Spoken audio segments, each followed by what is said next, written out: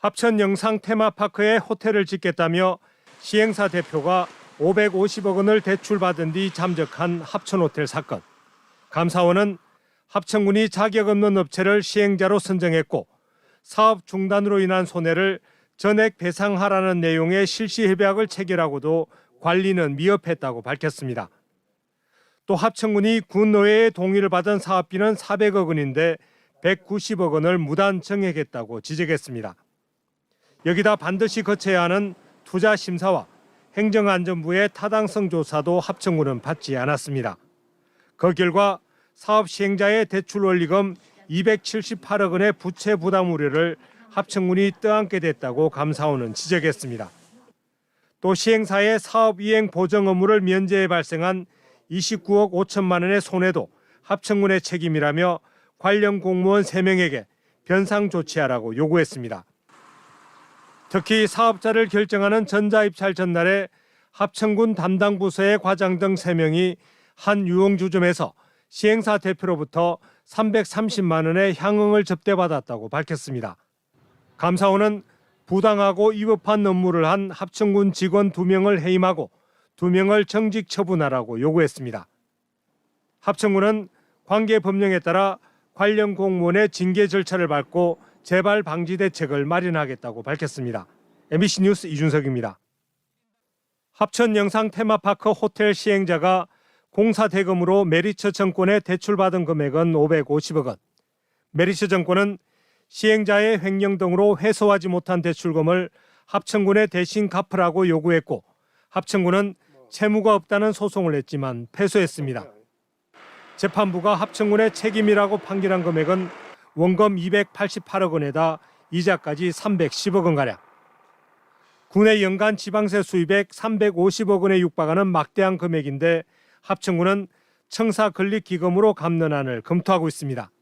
바로 변제를 해야 될지 일단은 서울에서 이제 진행되고 있는 이행의소에서 이제 이게 확정됐을 때 변제를 해야 될지 저희가 이제 변호사 자문을 통해 가지고 판결의 핵심 근거는 합천군과 시행자가 맺은 실시협약 44조. 협약이 해지되는 경우 주무관청이 대주단의 손해를 상계 또는 공제 없이 배상해야 한다는 내용입니다. 하지만 합천군은 실시협약 동의안을 군의회에 제출하면서 사실상 유불리를 거꾸로 설명했습니다. 당시 군의회 회의록입니다. 합천군의 주무과장은 44조를 사업 시행자에게 불리한 조항으로 사업 시행자가 성실히 사업을 할 수 있도록 하는 조항이라며 합천군의 손해배상 가능성은 언급도 하지 않았습니다. 합천군이 실제로 이 불리한 조항에 대해 당시 법적 검토를 했는지도 의문입니다. 특히 수백억 원대의 사업을 하면서 사고에 대비한 조항은 실시협약이나 업무협약 그 어느 곳에도 담지 않았습니다. 합천 호텔 사건은 전임 군수 때 시작은 했지만 착공식은 이번 군수 때 착공식을 했습니다. 책임 소재는 반드시 밝혀야 하겠습니다. 시민단체인 함께하는 합천은 소송 패소로 합천군이 비폭탄을 떠안게 됐다며 당장 군민 앞에 석고대지하고 수습책을 밝히라고 합천군에 요구했습니다. 그 사기꾼이라는 작자는 10년형 선고받았고 로비한 자도 구속 수감돼 있는데 공무원들은 이 부분 책임이 없습니까? 저는 국민들이 다들 책임 묻고 있고. 합천군은 자금 집행의 적정성을 검토할 의무가 있는 대리금융기관의 과실도 적지 않다며 항소를 검토하고 있습니다. 한편 합천군의회가 지난해 6월 이번 사건에 대한 공익감사를 감사원에 청구했지만 감사 결과는 1년이 넘도록 나오지 않고 있습니다. MBC 뉴스 이준석입니다. 시행사 대표의 공사대금 250억 횡령으로 공정률 6%에서 중단됐던 합천 영상 테마파크 호텔 조성사업. 공사 중단 후 횡령금을 누가 부담하느냐가 사후 철회의 관건이었습니다. 합천군은 대리금융기관인 메리츠증권의 부실한 대출 관리가 주요 원인이라며 지난해 9월 메리츠증권을 상대로 280억 원대의 손해배상 청구 소송을 냈습니다. 1심 재판부는 합천군의 소송을 기각했습니다.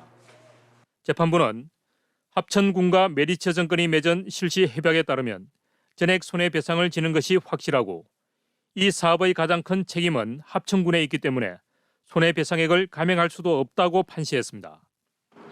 판결이 확정되면 합천군은 1년 자체 지방세 수입의 90%에 가까운 300억 원이 넘는 배상금을 물어야 할 위기에 놓였습니다. 김윤철 합천군수는 재판부의 판단을 존중하지만 군민의 혈세가 허투루 쓰이지 않도록 법적 논리를 보완해 항소 여부를 결정할 예정이라고 밝혔습니다. 지역 시민사회단체는 재정 자립도가 고작 8%에 불과한 합천군에 이번 판결은 충격이 클 수밖에 없다고 밝혔습니다. 이번 판결은 합천군과 합천군민에게 안 좋은 영향을 크게 끼칠 것으로 생각이 됩니다.